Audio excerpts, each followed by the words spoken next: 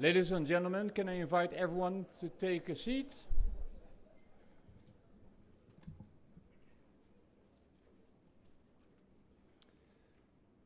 I've been told before that NATO gatherings are usually very disciplined, and I can already confirm this.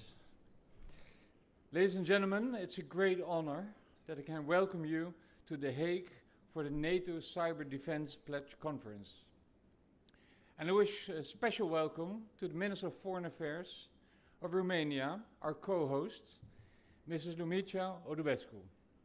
And of course, our Minister for Defense of the Netherlands, Kajsa Ollongren, and the Deputy Secretary General for NATO, Mr. Mircea, Geoană.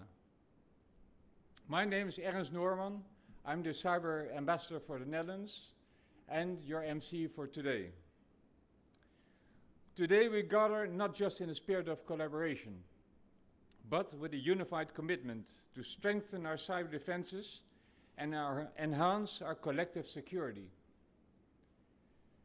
In a world increasingly intertwined with digital advancements, the significance of cyber defense cannot be overstated.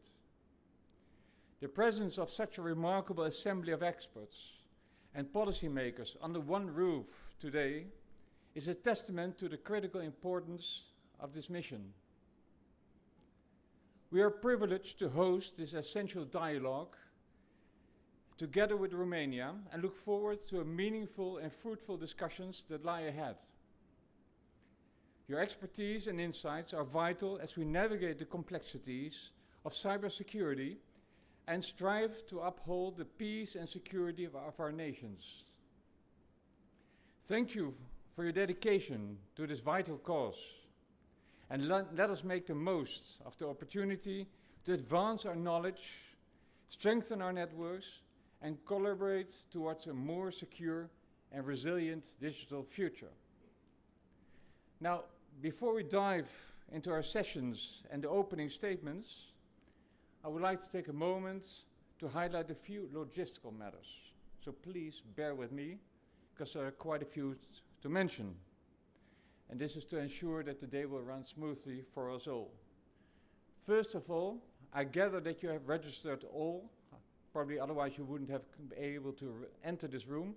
But if you haven't, please go to the desk at the entrance and do it with our staff. The second one is that we encourage you to download the app, the conference app, which has all the details for you personally also for today. And if you haven't done so, it's in the invitation registration mail, and you can also find QR codes along the halls to find the details of the app. And please note that we are using multiple rooms for our sessions, so please refer to the location details next to each session title. And at the end of a session and at the end of a pause, there will be a bell ringing. So hopefully it will be very clear for all of you to hear the signal, and that's your cue to move and find the location of your next session. The third point is the networking breaks. We have scheduled networking breaks and coffee breaks throughout the day, and these breaks are a great opportunity to connect with the fellow attendees, and lunch and refreshments will be available in the designated areas. And fourth, at 10:30, after the first coffee break, we start the first sessions, after the opening of this morning, of course. One is in the Mississippi room, which is for the partner countries. And the other one is in the Amazon room, for the member state countries, which is NATO restricted. And it's for that session mandatory to leave all electronic devices in the lockers provided next to the room. And there will be a security check. And this is only a requirement for this specific session and not for the rest of the day.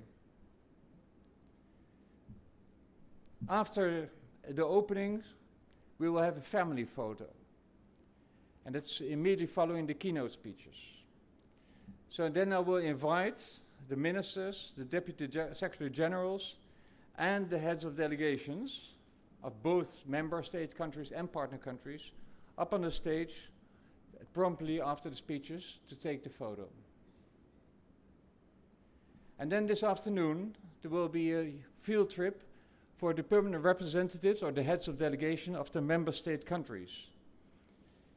This is a field trip to the port of Rotterdam, and a bus will be available to transport the participants from the World Forum to the port, and the bus will depart at 1:30 sharp. So please respect this time, and it will be directly after lunch, and it will return approximately 4:30 back to World Forum. Now, for our guests planning to travel onwards to Brussels, please note that the bus will also stop at Rotterdam Central Station for those who will take the train. And with regard to if, in case there's an emergency, of course we hope not, but we have to move outside and go down the stairs and to the main entrance hall, and you will be guided by the security staff also at this venue. And finally, if you have any questions regarding the program or whatever other reason, we have a great staff walking around here. I know many of us are present in this room. Maybe the staff who can assist you can raise their hands. In the back, I see many hands going up. They have a badge also with the color purple, so don't hesitate to approach them in case of any questions. So these are the logistical points I wanted to make. And having said that, I would like to pass the floor to NATO's Deputy Secretary General, Mircea Geoană, for his keynote speech. Thank you very much.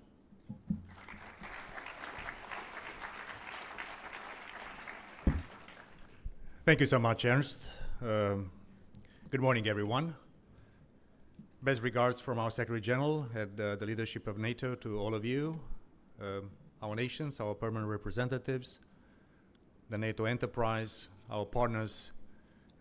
It's a privilege to be here today, and also a huge honor and a deep sense of gratitude and friendship to the ministers, to Minister Kajsa Ollongren and Minister Luminița Odobescu. I think it's a great example that the Netherlands and Romania are hosting together this very important event. Because your two countries are both vital for NATO's cybersecurity. The Netherlands boasts a strong cyber ecosystem of cyber defense stakeholders. You are making real progress in boosting recruitment of a skilled cyber workforce through government traineeships, cyber reserve programs, and retraining initiatives. In Romania, the new cyber command will become fully operational later this year, strengthening the resilience of military networks. I'm also saluting the representatives of Romania working in this very important field. Bucharest also hosts the European Cybersecurity Competence Center, working to build a strong cybersecurity community and highlighting the importance of the NATO-European Union partnership. We all know the importance of cyber in safeguarding our security.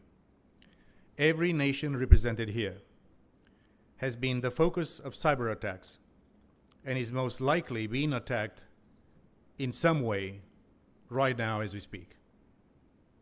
The targets, our militaries, our governments, our corporations and private sector, our infrastructure, but in essence, our democracy. Earlier this month, the North Atlantic Council condemned Russian cyber attacks against Germany, the Czech Republic, and other allies, targeting political parties and democratic institutions. American, British, and Canadian agencies have warned of Russian hacker groups linked to Russia's GRU, targeting infrastructure, including water treatment plants in Texas and Indiana, Poland, and France. Recently, there was a sustained attack on a European port. Had they succeeded, they would have brought the port to a standstill and disrupted supply chains across the European continent. Our adversaries are increasingly defying international norms and using cyber and hybrid operations against us. Hackers have burrowed deep into our critical infrastructure, including telecommunications, energy, water, and other critical sectors. potentially gaining the ability to wreak havoc at a time of their choosing. And of course, since long before the ground campaign started, Ukraine has been the target of a large-scale and ongoing cyber campaign. The same things happens against the Republic of Moldova with a very important referendum and presidential elections in the next few months. We saw this when the Ukrainian communications were knocked out on the day of the invasion by an attack on its satellite network. And since then, with data wiping attacks on Ukraine's government, commercial and energy sectors, and attacks on its transport networks. So there is no peace in cyberspace. It is a constantly contested domain where the line between peacetime, crisis, and conflict simply does not exist,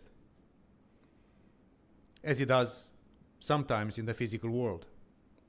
But like the physical world, the impact of cyber attacks can be as potentially catastrophic for those under attack. That is why NATO takes cyber so seriously. It is a key part of our collective defense. Cyber activities, or the culmination of cyber activities, can trigger Article 5 of the Washington Treaty, where an attack on one ally is an attack on all. And we exercise against those options. Cyber is now a domain of operations, just like land, sea, air, and space. And a number of allies have offered to NATO the use of their national cyber effects, and I want to thank you and encourage more of the allies to do the same. NATO also conducts regular exercises, including our flagship Cyber Coalition exercise, the biggest cyber exercise in the world.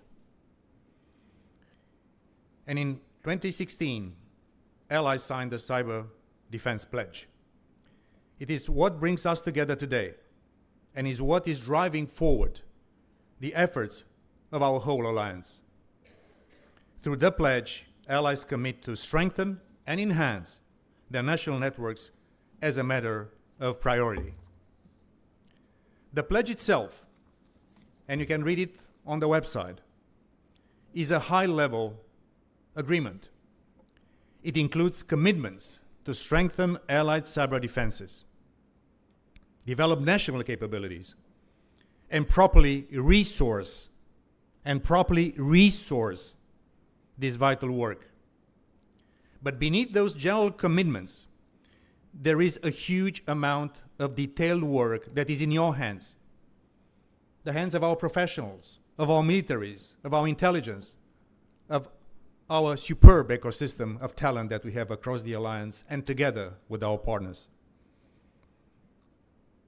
At the Vilnius summit, allies agreed to enhance the pledge to include a minimum baseline and start tracking cyber maturity. For the first time ever, the Enhanced Cyber Defense Pledge questionnaire offers a quantifiable measure of current allied cyber defenses. Allies have given detailed, line-by-line information as to what they are doing, with what their capabilities, and most importantly, where are the gaps. This gives us a baseline, a clear picture of where allies are now, and indicating the further steps that need to be taken. The pledge also provides a maturity model, a pathway for allies to follow to get to where they need to be. This data will mean allies can focus resources efficiently, precisely where they are needed most. We can see where allies are doing well and where more support is needed. But the pledge is not just a technical exercise. We also have much to do to make it operational, and we agree needs to be done.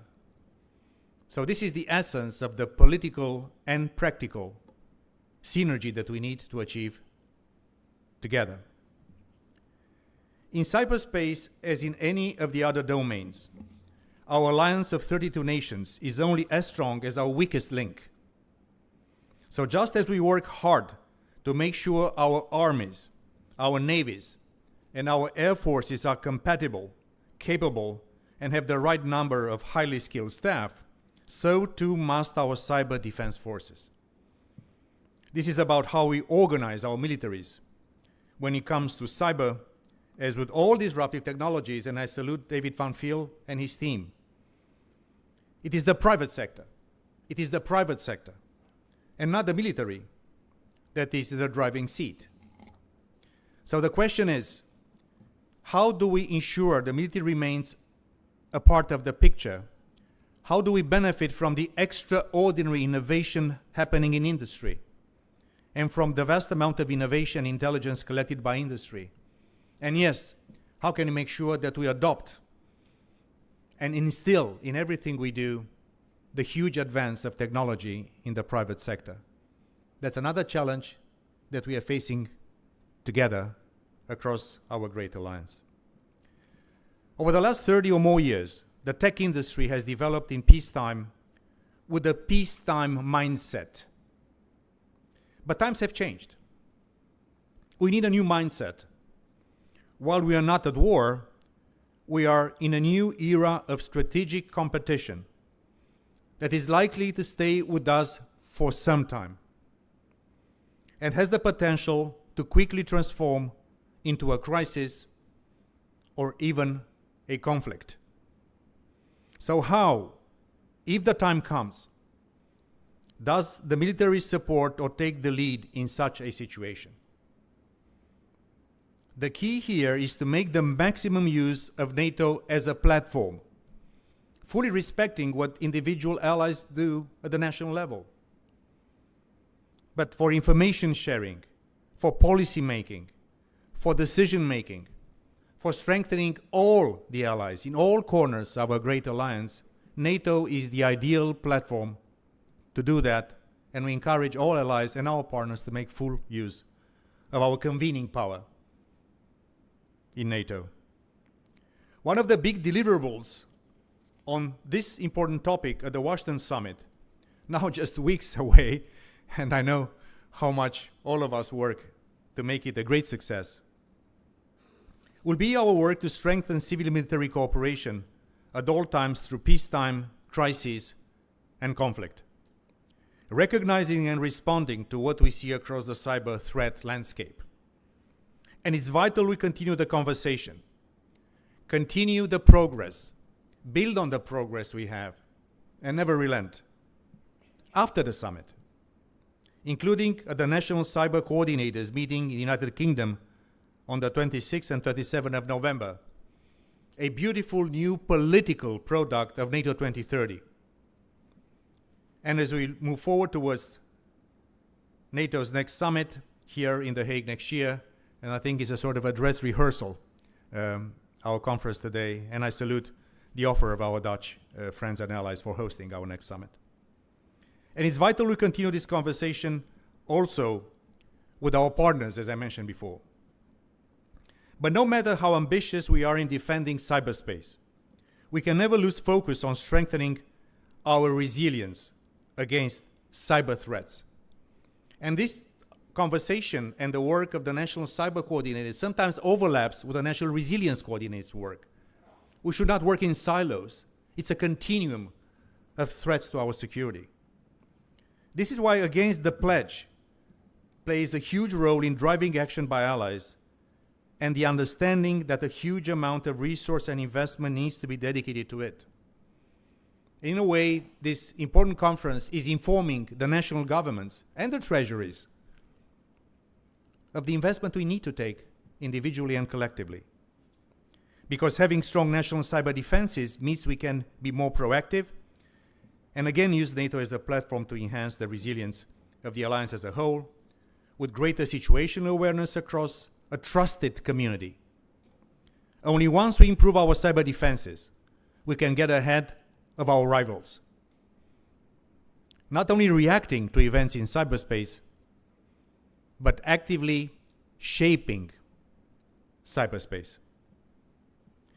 It's not only NATO allies that are adopting the Cyber Defense Pledge. Our partners, and again I salute our partners, are using the Cyber Defense Pledge questionnaire as a tool to track their own cyber defenses. In other words, NATO Cyber Defense Pledge has become a global instrument for helping nations to improve their national cyber resilience. It is important step today. And it's my pleasure to welcome 18 NATO partner nations to the Cyber Defense Pledge Conference for the first time. This is great to be together with all our partners and to discuss our shared challenges in cyberspace and seek opportunities to cooperate on areas of shared interest. And in September in Sydney, NATO will co-host with Australia the Cyber Champions Summit, bringing together high-level national cyber policy coordinators from NATO allies and our very close Asia-Pacific partners that for the third time in a row will be attending at the highest level NATO summits, like we had in Madrid, in Vilnius, and now in Washington. Cyber is something that our partners must request from allies. Our vulnerable partners in the East, our southern partners, and our partners in the Indo-Pacific all ask for our support with cyber. So I encourage all allies to be open to these requests and help us all become stronger and more resilient in cyberspace. And as I urged allies to invest more in cyber resilience, I think we have to be open to the request that our partners make to us, because strengthening their resilience in cyber is also strengthening our collective resilience as an alliance. Ladies and gentlemen, we may be short on time, but we must be big on ambition. I'm very privileged to be here to represent the Secretary General, another great leader of our alliance, Admiral Rob Bauer, together with Secretary General, was hosting yesterday the Military Committee. They talked also about adaptation in NATO, and in a way, these two events are really complementing each other on the way to the Washington Summit at the 75th anniversary of our alliance. NATO has in our DNA the gene of permanent adaptation to a changing security landscape. What you do today in The Hague is just another proof of the really reason why this alliance is so successful over time and over time again. It is my privilege to be here. I wish you the best of luck. And again, to our two host nations, the Netherlands and Romania, our deepest appreciation for your common work. Thank you so much.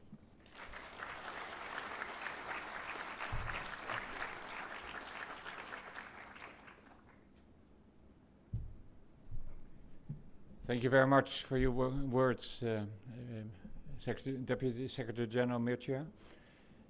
Can I now invite, please, our Minister for Defense, Kajsa Ollongren, to take the floor.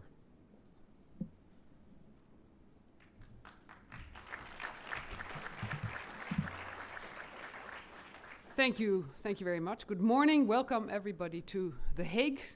It is a disciplined group, as you said, Ernst, and I must say I also look very awake, but I do hope that you enjoyed the reception and the dinner last night, because it was hosted by Romania, and I think with a good conference you also need to enjoy some of the city where you are. So I hope you did. Thank you very much for your very interesting remarks, Mr. Deputy Secretary General. And I think you rightly underlined the importance of this topic and having this conference here today. And for that, I must express my gratitude to Romania, and I'm really honored, Madam Minister, that you are here representing your country, but also showing our partnership, our friendship between our two countries that has resulted in many concrete results. And this is one of them, because without Romania as a co-organizer of this gathering, we would not be here today. And I think it embodies the teamwork, the spirit of teamwork, I would say, that is the cornerstone of our NATO alliance. We are committed to it, and the alliance is also committed to its partners, our NATO partners. And I especially want to welcome the NATO partner countries that are with us here today. Thank you. Together, we are about to embark, I think, in a new phase of enhanced cyber security, because cyber attacks are all around us. Recently, we've seen many of these attacks unfold, and some of them quite dramatically across Europe. The incident that was already mentioned involving the German Social Democratic Party, a Russian intelligence-backed hacker group known as Fancy Bear, shamelessly exposed email addresses and other personal data. And moreover, companies in the logistics, defense, aerospace, IT sectors, they were also targeted, revealing a sinister pattern of attacks aimed at undermining the collective trust of Germans in their democracy. And this cyber attack, it was not confined to Germany alone.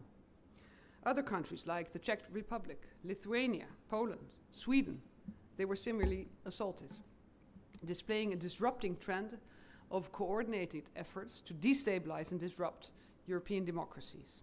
And in response, on May 3rd, a united front was displayed as Germany, NATO, and the EU came together to publicly condemn these attacks. And our message was clear. Interfering with democratic processes is a serious offense and will not be tolerated. So why are we highlighting this example today? I think because it demonstrates that cyber threats are neither abstract nor remote. They're real, they're immediate, and that means that there is no peace in cyberspace. In fact, cyber espionage is increasingly targeting critical parts of our physical infrastructure. Hackers are laying the groundwork to disrupt these in later stages. We have seen examples that certain actors are intensely focused on Western countries' water supply and electricity grids. In the Netherlands, we know that there is a significant interest from Russia in our internet cables and wind parks around the North Sea. So imagine the chaos if they were to succeed in shutting down the energy network in the Netherlands. We must do everything we can to prevent such a catastrophe. And that means that we are really at a critical juncture. We must strengthen our defenses, we must enhance our resilience, and we must do that while we stand united. Together we can protect our nation's security, our economy, and our way of life from these cyber threats. And sharing information is one way we can bolster our cyber resilience, both nationally and internationally. So, for example, this year, our military intelligence service, the MIVD, has uncovered a Chinese hacking operation targeting a defense network. And our National Cybersecurity Center shared a technical report on the hackers' methods, allowing other vital sectors to assess their risk and to implement necessary protections, both nationally and internationally.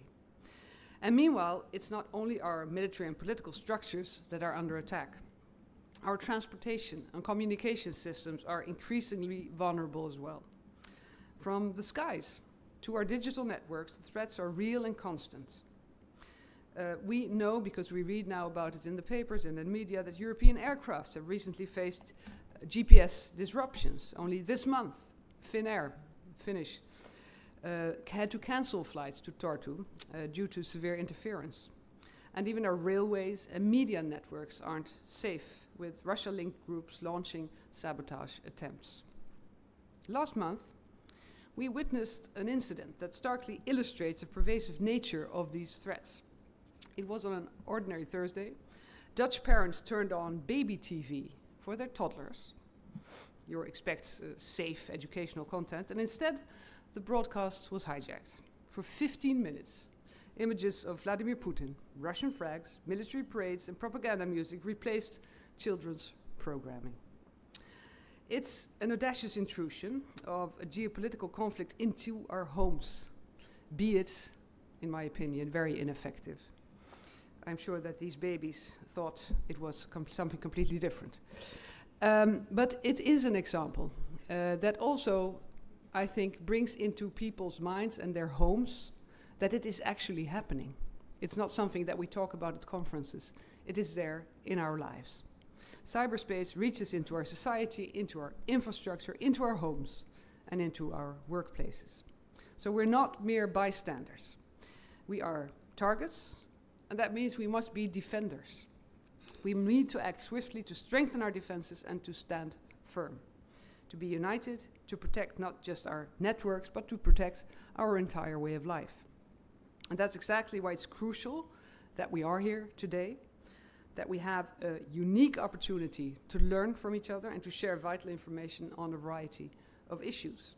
And just as Article 3 of NATO Treaty, the cornerstone of our cyber commitments, mandates, parties will maintain and develop their individual and collective capabilities to resist armed attacks. Achieving the capability to resist these attacks demands collaboration within NATO, but also with our NATO partners. And by working together, we can elevate our cyber resilience to a higher level and to build a stronger and more secure future. And building on this momentum, I'm pleased to now be able to reflect on the significant progress that we've made since last year's summit in Vilnius. There we agreed on a stronger cyber defense pledge. And originally, the key part of the pledge involved allies filling out a questionnaire, as was just explained to us, to assess our joint cyber resilience.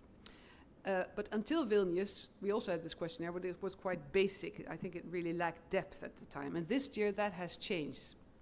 The questionnaire has been really expanded. It covers much more areas. And many allies have completed the questionnaire. So today we can reflect on what we have achieved on the past year on basis of the pledge. And that makes our commitment even stronger. Sharing information among NATO members and with our NATO partners is crucial. We need to learn from each other's successes, but also be honest about our weaknesses. And to improve our cyber capabilities, we must learn from crises and must learn how to act from these crises. And that's why I want to tell you a little bit more about what the Netherlands is currently doing in terms of resilience. Last month, the Dutch government launched a tool called Cyber Check. And this tool aids Dutch businesses in managing risks from their supply chains and to highlight potential threats from countries such as Russia, China, North Korea, and Iran. It helps our entrepreneurs to identify the origins of the systems operating in their firmware, and it provides practical advice on safeguarding their critical infrastructure. And in essence, CyberCheck is really a vital tool in strengthening our national cyber resilience, and we need that. We need these type of tools. We need to be concrete. And another way to boost our national resilience is by encouraging companies and also non-governmental organizations in the Netherlands to share information about their cyber weaknesses.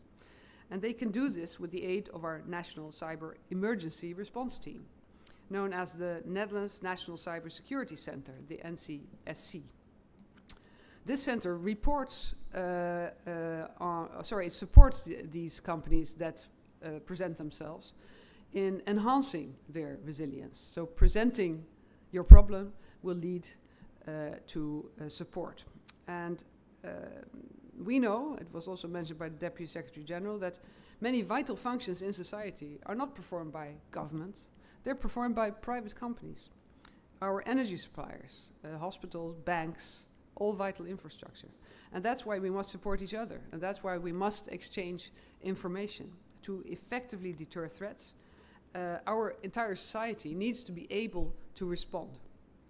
And in the Netherlands, we also believe it's crucial to make firm and strong agreements with these private companies, parties that play a vital role in the cyber domain, who manage our networks, who hold essential information regarding threats. So why not look into the possibilities of sharing even more information and harnessing the innovative capability of the private sector to maintain or even gain an edge over our adversaries. Last but not least, we believe that we can invest in training together with other countries, to conduct exercises together, to coordinate our efforts when dealing with crises, to exchange personnel with each other, all steps forward to strengthen our bond and to stay united with one aim, to be safe and to stay safe. Let's turn the ideas from Vilnius into action by aligning our efforts at the 3 levels of cyber defense in NATO: the political, the military, and the technical levels. In summary, the journey to bolster our cyber resilience has begun, and we must continue it today, tomorrow, and after that. We are more than just a group of countries. We are a united community of allies and partners. We are steadfast in our commitment of safeguarding our security, our future, and our freedom. Thank you very much.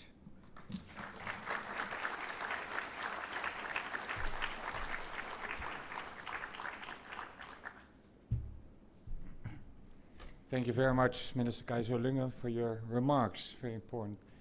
And now I would like to invite to take the floor, our Minister for Foreign Affairs of Romania, Luminița, Odobescu.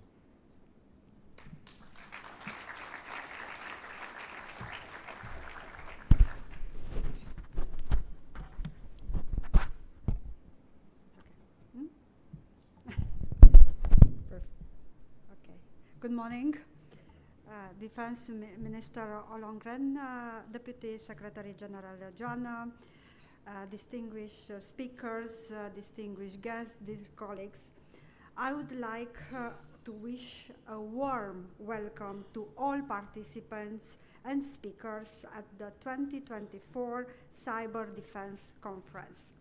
I would also like to extend a special welcome to our partners as they take part for the first time at the NATO Cyber Defense Conference. As Minister said, this is a great example of the excellent and close cooperation and coordination between Romania and the Netherlands, and I just want to take the opportunity to express our gratitude for the participation of the Netherlands in ensuring the defense and deterrence with soldiers and with capabilities of Romania, but also of the eastern flank and of the Black Sea region.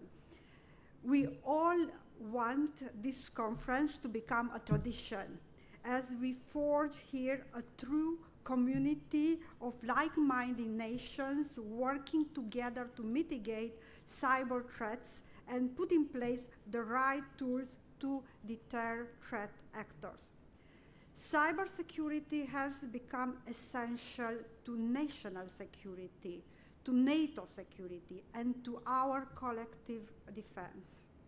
The cyber threats to our security are persistent, complex, destructive, and have become more and more frequent. The nature of the cyber domain itself adds to the complexity of these threats. It is contested at all times and devoid of borders. We need to adapt our cyber defense to this stark reality in order to efficiently detect, prevent, and respond to cyber threats. Our adversaries and strategic competitors are already using these features of the cyber domain to their advantage. In the last week, it was already mentioned, two of our allies, Germany and Czech Republic, were targeted by malicious cyber campaigns which were attributed to a Russian threat actor directly associated with the Russian government. NATO reacted promptly by releasing a statement of solidarity and condemning these malicious cyber campaigns. Our unity and solidarity are key in preventing and responding to cyber threats. There are many, many examples of allies impacted by persistent threat actors and their malicious cyber campaigns meant to disrupt or spy or steal information or to undermine democratic institutions and processes, since we are now going through all kinds of elections in Europe. One such case is the major cyber campaigns that have targeted Albania or the Netherlands. Cyber defense is part of NATO's core task of deterrence and defense. You said it, Deputy Secretary General. And allies are committed to promote free, open, peaceful, and secure cyberspace. Cyber defenses underpin and enable essential elements of deterrence and defense across all domains. As such, Romania places great emphasis on the need to strengthen national resilience in the cyber domain and to invest in stronger national cybersecurity. I'm proud to be joined today by some of my colleagues from different Romanian institutions with responsibility in this field. Dear colleagues, during the NATO summit in Vilnius last year, we agreed to increase the role of the cybersecurity in NATO's overall defense and deterrence posture. NATO should assume a greater level of ambition in this regard. NATO also should be a platform to help allies and partners. For us, it's really important to have this enhanced cyber defense pledge as we introduce new national goals with the greatest focus on critical infrastructure.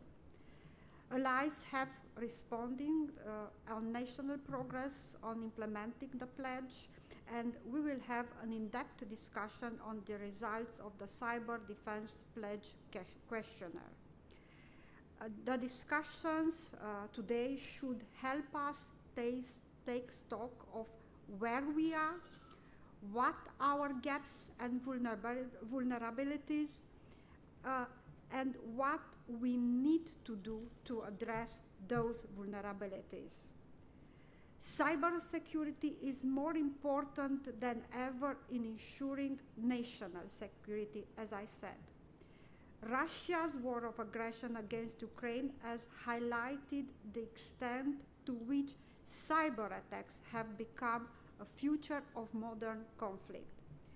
We must maintain our resolve and continue to support Ukraine by delivering the capabilities they need, including in the cyber domain. It is not only the right thing to do, but it is necessary thing to do. We must prevent Russia from winning this illegal war. At the same time, the increasing Russian pressure on some of our frontline partners, such as the Republic of Moldova, is worrisome. Helping our partners in countering Russia's cyber malicious campaign is a two-way street in which our own security is improved and support efforts are rewarded by the experience and expertise gained in the process. We will have today two thematic sessions. The first on the cybersecurity of ports and the second on leveraging artificial intelligence for national cyber defense. The critical national infrastructure will always be a target for our adversaries, who might attempt to severely disrupt the functioning of our society or impair our enabling efforts. This topic is already featuring prominently in the Cyber Defense Questionnaire, and we need to maintain our focus on it. As the situation in the Black Sea clearly shows, port security is essential in this regard. The cyber defense of ports is critical to our economies, but also to our deterrence and defense posture.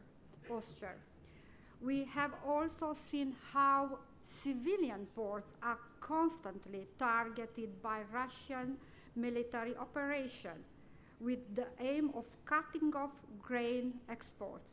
In fact, we have seen Russia attacking the ports on the other sides of the Danube, 400 or 500 meters far from Romania.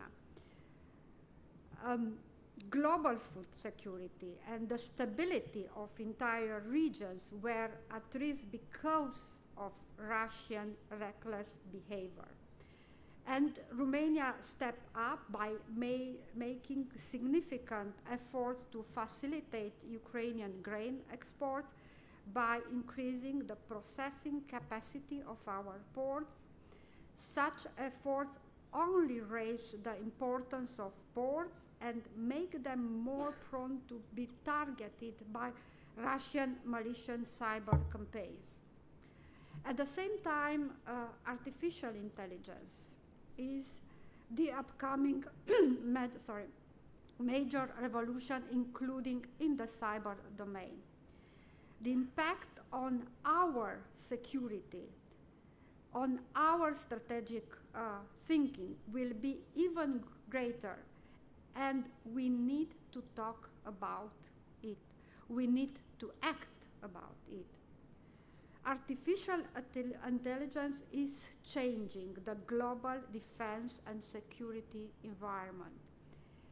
AI has the potential to change, and AI has the potential to profoundly change our military planning process and the use of non-military instruments of power. This is precisely why we must have a serious, applied, and forward-looking discussion on this topic. We have to identify the areas where we need to act. We need to narrow down the scope of our efforts. We need to raise the level of our awareness on the challenges artificial intelligence poses to our cyber defense. We must do all of this while staying true to our core values and principles and act in a responsible manner. Artificial intelligence is bound to be critical in the future global strategic competition as well. We must maintain our technological edge and continue to increase our investment in research and development.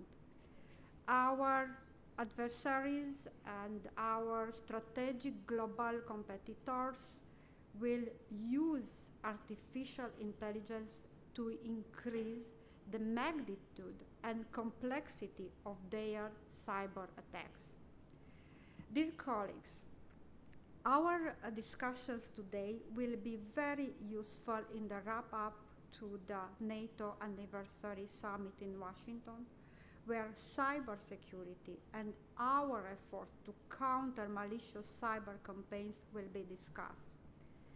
In the end, please allow me to reiterate my appreciation to Netherlands for the excellent team work and to the international staff of NATO for their help in organizing this event. I also wish to thank our distinguished speakers and panelists for their contribution.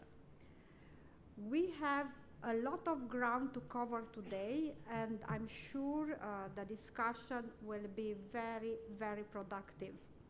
I leave you in the capable hands of the moderators, and I wish you a good conference. Thank you.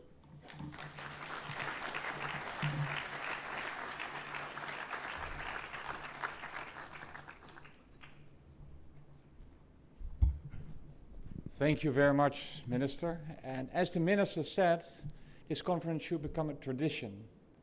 Now, if any of the member states has interest to organize the next conference, please do not hesitate to approach me or one of our colleagues today or at a later stage to express their interest and to exchange the possibilities to organize the next one.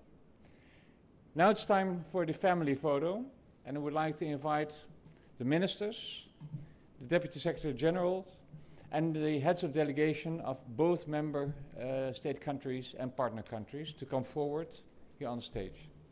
And then we have a coffee break, and 10:30 sharp we start the next sessions.